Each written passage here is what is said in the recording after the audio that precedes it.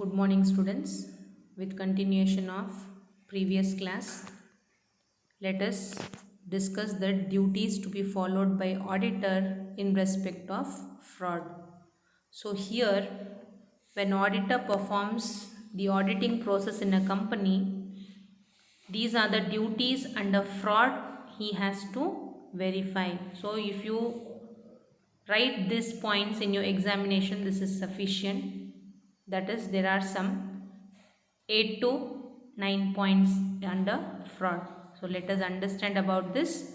So to identify a fraud in an auditing in a company, first and the foremost, auditor has to examine all aspects of the finance, means hot cash. He has to examine the finance hot cash with the ledger books.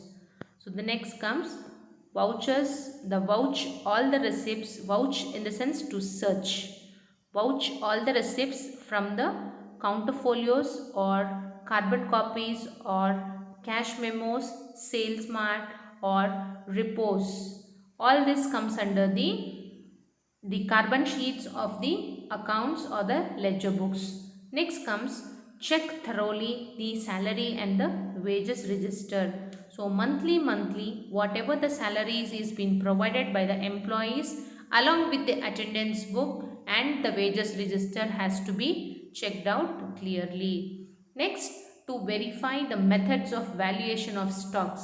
Say suppose in today's stocks, if we have only 30 stocks, 30 of any products, like some 100 stocks have newly arrived. So 30 plus 100 comes 130. So this 100 stock has to be maintained along with the new receipt, the voucher, and that new stock has to be mentioned in the ledger books. So this has to be verified.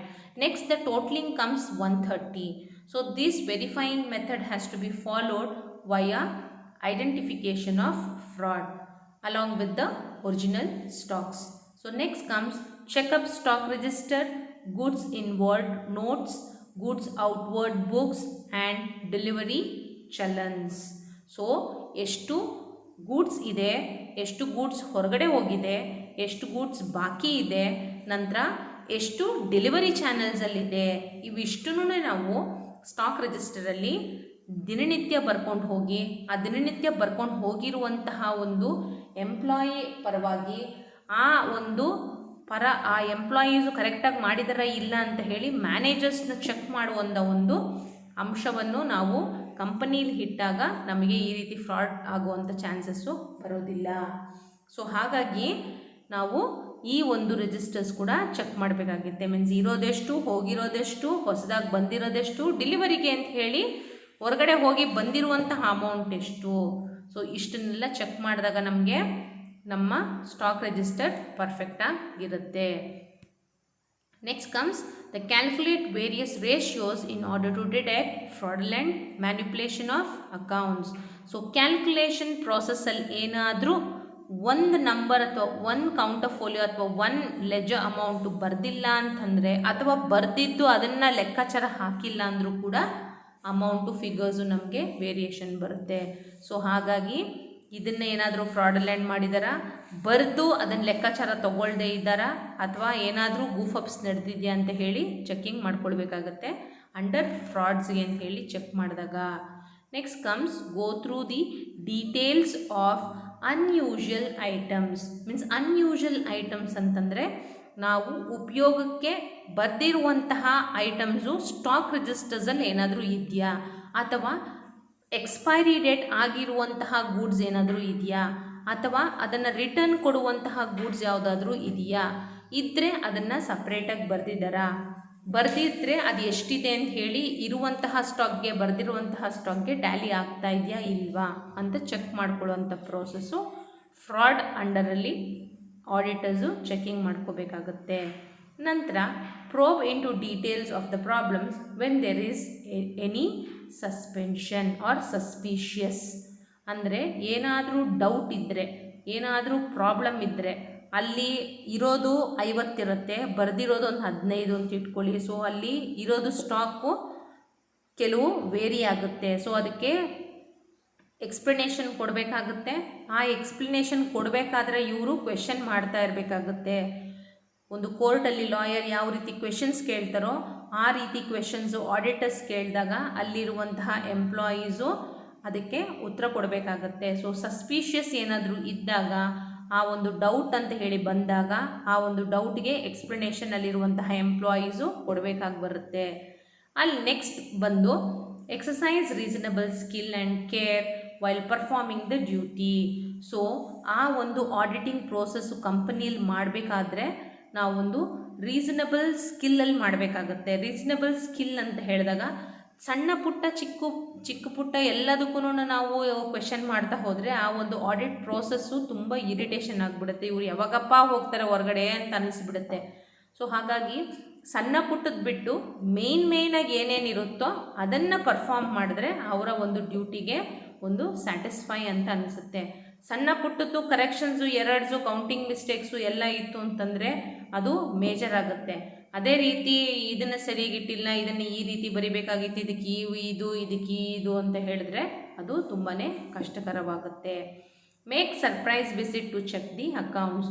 So ಯಾವಾಗಲೇ ಆಗಲಿ ಫ್ರಾಡನ್ನು ಒಂದು avoid ಮಾಡಬೇಕು ಅಂತಂದರೆ, ಈಗ ನಾನು ಒಂದು ಗೋಡನ್ನಲ್ಲಿ ಒಂದು ಲಿಸ್ಟನ್ನು ಮಾಡಿಕೊಂಡು ನಾನು ಒಂದು ಗೋಡನ್ನಲ್ಲಿರುವಂತಹ ಪ್ರಾಡಕ್ಟ್ಸ್ಗೆ ನಾನು ಲೆಕ್ಕಾಚಾರ ಬರೀತಾ ಇದ್ದೀನಿ ಅಂದರೆ ನನ್ನ ಲೆಕ್ಕಾಚಾರ ಕರೆಕ್ಟಾಗಿ ಇದೆಯಾ ಇಲ್ವಾ ಅಂತ ಹೇಳಿ ನನಗಿಂತ ಒಂದು ಕೈ ಸೀನಿಯರ್ ಆಫೀಸರ್ ಬಂದು ಅದನ್ನು ತಿಂಗಳಿಗೊಮ್ಮೆ ಸರ್ಪ್ರೈಸ್ ಮಾಡಿದಾಗ ನನಗೆ ಭಯ ಇರುತ್ತೆ. ಸೊ ಹಾಗಾಗಿ ತಿಂಗಳಿಗೆ ಒಂದು ಸರ್ಪ್ರೈಸ್ ಚೆಕ್ ಅಥವಾ ಸರ್ಪ್ರೈಸ್ ವಿಸಿಟ್ ಮಾಡಿ ಸರ್ಪ್ರೈಸ್ ವೆರಿಫಿಕೇಷನ್ ಅಂತ ಪ್ರೋಸೆಸ್ ಇಟ್ಕೊಂಡಾಗ ಈ ರೀತಿ ಫ್ರಾಡ್ಸ್ ಎಲ್ಲ ಆಗೋದಕ್ಕೆ ನಾವು ತಡೆಗಟ್ಟಬಹುದು. ಸೊ ಈ ರೀತಿ ಪ್ರಾಸೆಸ್ ಇದ್ದರೆ ಆಡಿಟರ್ಸು ಕೂಡ ಈಸಿ ಆಗುತ್ತೆ ಆಡಿಟ್ ಪ್ರೋಸೆಸ್ ಫಾಲೋ ಮಾಡ್ಕೊಂಡು ಹೋಗೋದಕ್ಕೆ. Next let us understand procedure to be followed to detect the errors. So ಇದು ಎರರ್ಸ್, ಇಷ್ಟೊತ್ತು ನಾವು ಓದಿದ್ದು ಫ್ರಾಡ್ಸು. ಸೊ ಈಗ ನಾವು ಎರರ್ಸ್ ಬಗ್ಗೆ ಅರ್ಥ ಮಾಡ್ಕೊಳ್ಳೋಣ. ಇದು ಎರರ್ಸ್ ಅಂದರೆ ಬುಕ್ಸಲ್ಲಿ ಕೈಯಲ್ಲಿ ಮಾಡುವಂತಹ ಎಂಟ್ರಿ, ಡೆಬಿಟ್ ಎಂಟ್ರಿ, ಕ್ರೆಡಿಟ್ ಎಂಟ್ರಿಯಲ್ಲಿ ಏನಾದರೂ ತಪ್ಪು ಮಿಸ್ಟೇಕ್ಸ್ ಏನಾದರೂ ಮಾಡಿದ್ರೆ ಮಾತ್ರ ಚೆಕಿಂಗ್ ಮಾಡ್ಕೊಳ್ಳೋಂಥ ಮೇನ್ ಪಾಯಿಂಟ್ಸ್ ಇದು ಎರರ್ಸ್ಗೆ ಬರುತ್ತೆ. ನಾವು ಇಷ್ಟೊತ್ತು ಓದಿದ್ದು ಫ್ರಾಡ್ಯುಲೆಂಟ್ ಟ್ರಾನ್ಸಾಕ್ಷನ್ಸ್ ಇಂದು. ಈಗ ನಾವು ಓದೋವಂಥದ್ದು ಎರರ್ದು. So procedure to be followed to detect the errors. ಎಲ್ಲಾದರೂ ತಪ್ಪು ಒಪ್ಪುಗಳಾಗಿದ್ದರೆ ಯಾವ ರೀತಿ ಕಂಡುಹಿಡಿಯೋದು. ಸೊ ಆಡಿಟ್ ಮಾಡುವಾಗ ಈ ಒಂದು ಪ್ರೊಸೀಜರ್ಸ್ನ ನಾವು ಫಾಲೋ ಮಾಡ್ಕೊಂಡು ಹೋಗಬೇಕಾಗುತ್ತೆ.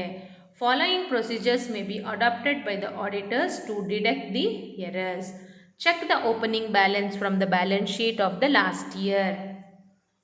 ಸಪೋಸ್ ಹೋದ ವರ್ಷದ್ದು ಬುಕ್ಕು ಮಾರ್ಚ್ 31ಗೆ ಎಂಡ್ ಆಗ್ತಾ ಇದೆ ಅಂದರೆ ಏಪ್ರಿಲ್ 1ಗೆ ಲಾಸ್ಟ್ ಡೇಟಿಂದು carry forward, brought forward next financial ಇಯರ್ಗೆ ಕರೆಕ್ಟಾಗಿ ಹಾಕಿದಾರಾ ಇಲ್ವಾ, ಅಥವಾ ಡೈರೆಕ್ಟಾಗಿ ಹೊಸ ಸ್ಟಾಕಿಂದ ಕಂಟಿನ್ಯೂ ಮಾಡ್ಕೊಂಡು ಹೋಗಿಯಾರಾ, ಈ ಒಂದು ಓಪನಿಂಗ್ ಬ್ಯಾಲೆನ್ಸು ಮತ್ತು ಕ್ಲೋಸಿಂಗ್ ಬ್ಯಾಲೆನ್ಸು ಕರೆಕ್ಟಾಗಿ ಬರೆದಿದ್ದಾರಾ ಇಲ್ಲ ಅಂಥೇಳಿ ಚೆಕ್ ಮಾಡಬೇಕಾಗುತ್ತೆ.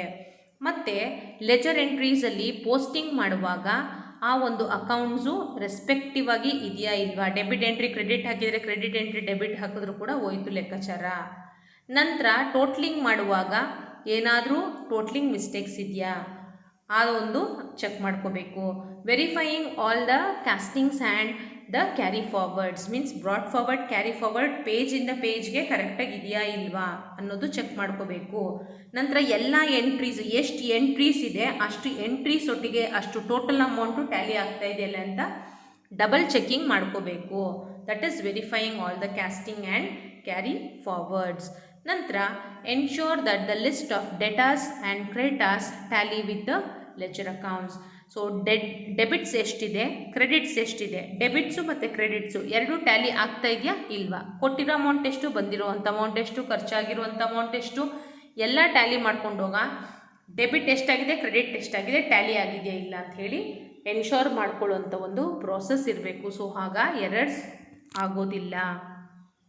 Next comes make sure that all accounts from the ledgers are taken into accounts. Means ಎಲ್ಲ ಒಂದು ಅಮೌಂಟು ಕಂಪನಿ ಒಂದು ಖಜಾನೆಯಿಂದ ಅಥವಾ ಕಂಪನಿ ಕರೆಂಟ್ ಅಕೌಂಟಿಂದ ₹1 ಆಗಲಿ ₹2 ಆಗಲಿ ಎಲ್ಲದಕ್ಕೂ ₹1 ಖರ್ಚು ಮಾಡಿದರೂ ಕೂಡ ₹1 ಇದಕ್ಕೆ ಅಂತ ಹೇಳಿ ಖರ್ಚಾಗಿದೆ ಅಂತ ಹೇಳಿ ವೌಚರ್ ಹಾಕೋದು ಅಥವಾ ರೆಸಿಪ್ಟ್ ಹಾಕೋದು, ಆ ರೆಸಿಪ್ಟ್ನ ವೌಚರ್ನ ಫೈಲ್ ಮಾಡುವಂತಹ ಪ್ರೋಸೆಸ್ ಇದ್ದರೆ ಎರರ್ಸ್ ಆಗೋದಿಲ್ಲ. ನಂತರ ಟ್ರಯಲ್ ಬ್ಯಾಲೆನ್ಸಸ್ಸಲ್ಲಿ ಏನಾದರೂ ಪ್ರಾಬ್ಲಮ್ ಇದೆಯಾ ಅದನ್ನು ವೆರಿಫೈ ಮಾಡ್ಕೊಂಡು ಹೋಗಬೇಕು, ಎರರ್ಸ್ ಆಗದೇ ಇರಬೇಕಾದ್ರೆ. ನಂತರ ಇದಕ್ಕೂ ಸರ್ಪ್ರೈಸ್ ವೆರಿಫಿಕೇಷನ್ ಮಾಡಿಕೊಂಡ್ರೆ ತೊಂದರೆ ಇರೋದಿಲ್ಲ. ನಂತರ compare the various items from the trial balance with that of the previous year. Means financial year end ಆಗ್ತದೆ 31 ಮಾರ್ಚ್ಗೆ. ನಂತರ ಈ ವರ್ಷದಕ್ಕೆ ಕ್ಯಾರಿ ಫಾರ್ವರ್ಡ್ ಆಗೋದಕ್ಕೆ ಟ್ರಯಲ್ ಬ್ಯಾಲೆನ್ಸಸ್ಸು ಪ್ರೀವಿಯಸ್ ಇಯರ್ಗೆ ಈ ವರ್ಷದಕ್ಕೆ ಟ್ಯಾಲಿ ಆಗ್ತಾ ಇದೆಯಾ, ಅಥವಾ ವೇರಿಯಸ್ ಐಟಮ್ಸ್ ಇರುತ್ತೆ, ಪ್ರಾಡಕ್ಟ್ಸ್ ಇರುತ್ತೆ, ಆ ಪ್ರಾಡಕ್ಟ್ಸ್ ಎಷ್ಟೆಷ್ಟು ಬಾಕಿ ಇದೆ, ಆ ಪ್ರಾಡಕ್ಟ್ಸ್ ಹಿಂದಿನ ವರ್ಷ ಉಳಿದಿರುವಂತಹ ಪ್ರಾಡಕ್ಟ್ಸ್ನೆಲ್ಲ ಈ ಮುಂದಿನ ವರ್ಷಕ್ಕೆ ಬ್ರಾಡ್ ಫಾರ್ವರ್ಡ್ ಮಾಡ್ಕೋಬೇಕಾದ್ರೆ ನಂಬರ್ಸು ಫಿಗರ್ಸು ಕರೆಕ್ಟಾಗಿ ಇದೆಯಾ ಇಲ್ವಾ ಅಂತ ಹೇಳಿ ಚೆಕ್ ಮಾಡ್ಕೋಬೇಕಾಗುತ್ತೆ. Find out the amount of difference and see whether an item of half are such amount is entered wrongly. So for an example, car manufacturing ಎಲ್ಲ ತೊಗೊಂಡ್ರೆ ಇಯರ್ದು ನಿಮಗೆ ಡಿಫ್ರೆನ್ಸ್ ಬರುತ್ತೆ. ಸೊ ಸಪೋಸ್ ಡಿಸೆಂಬರಲ್ಲಿ ನೀವು ಮ್ಯಾನುಫ್ಯಾಕ್ಚರ್ ಮಾಡಿದರೆ, ಸೊ ಜನವರಿಗೆ ಹೊಸ ಒಂದು rate ಬರುತ್ತೆ. So ಜನವರಿಯಲ್ಲಿ ಹೊಸ ರೇಟು ಅಂತಂದಾಗ ಹಿಂದಿನ ಮಾಡೆಲ್ಗೆ ಸ್ವಲ್ಪ ವ್ಯಾಲ್ಯೂ ಕಡಿಮೆ ಆಗುತ್ತೆ. ಯಾಕಂದರೆ 1 ವರ್ಷ ಹಿಂದಕ್ಕೆ ಕೊಟ್ಟೋಯ್ತು, ನಾವು ಈಗ 1 ವರ್ಷ ಮುಂದಕ್ಕಿದ್ದೀರಿ. ಆ ಒಂದು ಪ್ಯಾರಾಮೀಟರ್ಸಲ್ಲಿ ಹೋದಾಗ ಹಿಂದಿನ ವರ್ಷದ ರೇಟು ನಾವು ಮುಂದಿನ ವರ್ಷದಲ್ಲಿ ಮೀನ್ಸ್ ಎಕ್ಸಿಸ್ಟಿಂಗ್ ಇಯರಲ್ಲಿ ನಾವು ಸೇಲ್ ಮಾಡುವಾಗಿಲ್ಲ, ಯಾಕಂದರೆ ಅದಕ್ಕೆ 1 ವರ್ಷದ್ದು ವ್ಯಾಲ್ಯೂ ಕಡಿಮೆ ಆಗಿದೆ. ಸೊ ಹಾಗಾಗಿ 1 ವರ್ಷದ್ದು ವ್ಯಾಲ್ಯೂ ಲೆಸ್ ಮಾಡಿನೇ ನಾವು ವ್ಯಾಪಾರ ಮಾಡಬೇಕಾಗುತ್ತೆ. ಹಾಗಾಗಿನೇ ಡಿಸೆಂಬರ್ ಮಂತಲ್ಲಿ ನಿಮಗೆ ಸುಮಾರು ಡಿಸ್ಕೌಂಟ್ಸ್ ಇರುತ್ತೆ ಪರ್ಚೇಸ್ ಮಾಡಲಿಕ್ಕೆ. ಕಾರು ಅಥವಾ ಎಲೆಕ್ಟ್ರಾನಿಕ್ ಐಟಮ್ಸು ಅಥವಾ fridge, washing machine, cars, vehicles, 2 wheelers, 4 wheelers, ನಿಮಗೆ ಡಿಸ್ಕೌಂಟ್ಸ್ ಇರೋದು ನವಂಬರ್ ಡಿಸೆಂಬರ್ ಮಂತಲ್ಲಿ ನಿಮಗೆ ಡಿಸ್ಕೌಂಟ್ಸ್ ಕೊಡ್ತಾರೆ. ಯಾಕಂದರೆ ಅದು 1 ವರ್ಷ ಆಗ್ಬಿಡುತ್ತೆ ಅನ್ನೋ ಒಂದು ಕಾರಣದಿಂದ. ನಂತರ check differences involving round figures. ನೀವು ₹100 ಬರೆಯೋ ಜಾಗದಲ್ಲಿ ₹1000 ಬರೆಯೋದು ಅಥವಾ ₹1000 ಬರೆಯೋ ಜಾಗದಲ್ಲಿ ₹100 ಬರೆಯೋದ್ರಿಂದ ಒಂದು ಶೂನ್ಯದಿಂದ ಸುಮಾರು ₹900 ಅಮೌಂಟು ಡಿಫ್ರೆನ್ಸಸ್ ಬರುತ್ತೆ. ಸೊ ಈ ₹900 ಅಮೌಂಟ್ ಡಿಫ್ರೆನ್ಸಸ್ ಬಂದಾಗ ಟೋಟ್ಲಿಂಗು ಟ್ಯಾಲಿಂಗು ತುಂಬಾ ಎಡವಟ್ಟಾಗ್ಬಿಡುತ್ತೆ. ನಂತರ ಮಿಸ್ರಿಪ್ಲೇಸ್ಮೆಂಟ್ ಅಥವಾ ಮಿಸ್ಪ್ಲೇಸ್ಮೆಂಟ್ ಆಫ್ ಫಿಗರ್ಸ್. ಸಪೋಸ್ ನೀವು 45 ಬರೆಯೋ ಜಾಗದಲ್ಲಿ 54 ಬರೆಯುವಂಥದ್ದು, 81 ಬರೆಯೋ ಜಾಗದಲ್ಲಿ 18 ಬರೆಯುವಂಥದ್ದು, ಈ ರೀತಿ ಎಲ್ಲ ಮಿಸ್ಟೇಕ್ಸ್ ಆಗುತ್ತೆ. ಸೊ ಈ ಮಿಸ್ಟೇಕ್ಸ್ ಎಲ್ಲ ಕರೆಕ್ಟಾಗಿ ಇದೆಯಾ ಇಲ್ಲ, amount in words and figures ಬರೆದು ಟ್ಯಾಲಿ ಮಾಡಿ ಇಡುವಂಥ ಪ್ರೋಸೆಸ್ ಇದ್ದಾಗ ನಿಮಗೆ ಆಡಿಟಿಂಗಲ್ಲಿ ಎರರ್ಸ್ ಅಂತ ಹೇಳಿ ಬರೋದಿಲ್ಲ. ಇದೆಲ್ಲ ಚೆಕ್ ಮಾಡ್ತಾರೆ ಆಡಿಟರ್ ಮಾಡುವಾಗ. ಅದನ್ನು ನೀವೇ ಚೆಕ್ ಮಾಡಿಬಿಟ್ರೆ ಆಡಿಟರ್ಗೆ ಸುಲಭ ಆಗುತ್ತೆ. ಆಡಿಟರ್ ಬಂದರೆ ಧೈರ್ಯವಾಗಿ ಫೇಸ್ ಮಾಡ್ಬೋದು. ಇಲ್ಲಾಂದರೆ ಅವರು ಸುಮಾರು ಎಕ್ಸ್ಪ್ಲನೇಷನ್ನು ಕ್ವೆಶನ್ಸು ಕೇಳಬೇಕಾಗಿ ಬರುತ್ತೆ. ನಂತರ ultimately careful scrutiny is the only remedy for deduction of errors. So ಈ ಎರರ್ಸ್ ಯಾಕಾಯಿತು, ಇದು ಡಿಡಕ್ಷನ್ ಏನಕ್ಕಾಯಿತು, ಇದಕ್ಕೇನಾಯಿತು ಅದಕ್ಕೇನಾಯಿತು ಅಂತ ಹೇಳಿ ನಿಮ್ಮನ್ನು CBI ಇನ್ಸ್ಪೆಕ್ಟರ್ಸ್ ಕೇಳುವ ಹಾಗೆ ಕ್ವೆಶನ್ಸ್ ಕೇಳ್ತಾರೆ ಆಡಿಟರ್ಸು. ಸೊ ಆ ಒಂದು ಕ್ವೆಶನ್ಸ್ ಅರೈಸ್ ಆಗಬಾರ್ದು ಅಂತ ಹೇಳಿದಾಗ ಸರ್ಪ್ರೈಸ್ ವೆರಿಫಿಕೇಷನ್ ಮಾಡ್ಕೋತಾ ಹೋಗಿ. ನಂತರ ನಿಮ್ಮ ಲೆಕ್ಕಾಚಾರ 1 ಸತಿ ಪರಿಶೀಲನೆ ಮಾಡೋದಕ್ಕಿಂತ 2 ಸತಿ ಚೆಕ್ ಮಾಡಿ, ನೀವಲ್ಲದೆ ಥರ್ಡ್ ಪರ್ಸನ್ ಚೆಕಿಂಗ್ ಮಾಡುವಾಗ ಈ ಒಂದು ಎರರ್ಸ್ ಡೈಲಿ ಬೇಸಿಸ್ ಮೇಲೆ ಬರೋದಿಲ್ಲ. ಸೊ ಬ್ಯಾಂಕ್ಸಲ್ಲೆಲ್ಲ ಹೋದಾಗ ನಿಮಗೆ ಕ್ಯಾಶ್ ತೊಗೊಳ್ಬರೋಕ್ಕೆ 2 ಜನ, ಕ್ಯಾಶ್ ಎತ್ತಿಡೋಕ್ಕೆ 2 ಜನ. ಈ ಕ್ಯಾಶ್ ತೊಗೊಂಬರೋದು ಎತ್ತಿಡೋದು ಇಬ್ಬರದ್ದು ಬಿಟ್ಟರೆ ಥರ್ಡ್ ಪರ್ಸನ್ ಒಬ್ಬರು BGR ಎಂಟ್ರೀಸ್ ಚೆಕಿಂಗ್ ಮಾಡಬೇಕಾಗುತ್ತೆ. Means third person entry has to be check because ಈ ಹ್ಯಾಸ್ ಟು ಎಂಟರ್.